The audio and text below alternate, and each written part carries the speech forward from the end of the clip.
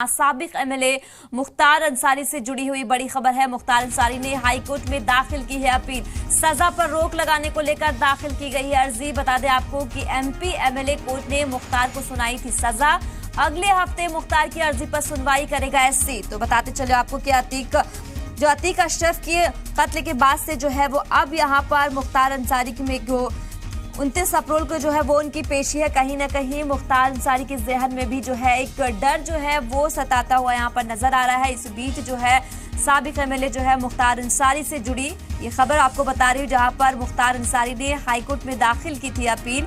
सजा पर रोक लगाने को लेकर दाखिल की थी अर्जी, जहाँ सुनवाई जो है वो एससी में आज है। तो बता दें कि अर्जी जो है वो आज के लिए दी गई थी। तो एमपी एमएलए कोर्ट में जो है मुख्तार को सुनाई थी सजा। अगले हफ्ते मुख्तार की अर्जी पर जो है वो सुनवाई करेगा।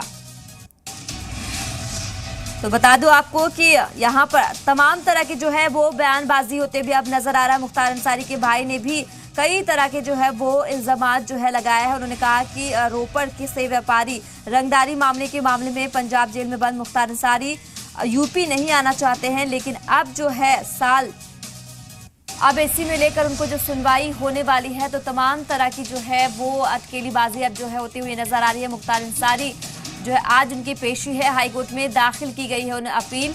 तो आज जो सजा पर रोक लगाने को लेकर दाखिल की गई है अर्जी, एमपी एमएलए कोर्ट में मुख्तार को सुनाई थी सजा, जिसको लेकर अगले हफ्ते जो है मुख्तार की अर्जी पर सुनवाई करेगा एससी। तो ये बड़ी खबर आप तक पहुंचा रही हूं। प्रयागराज से साबिक एमएलए मुख्तार अंसारी से जुड़ी ये बड़ी खबर है। मुख्तार अंसारी ने हाईकोर्ट में दाखिल की है अपील।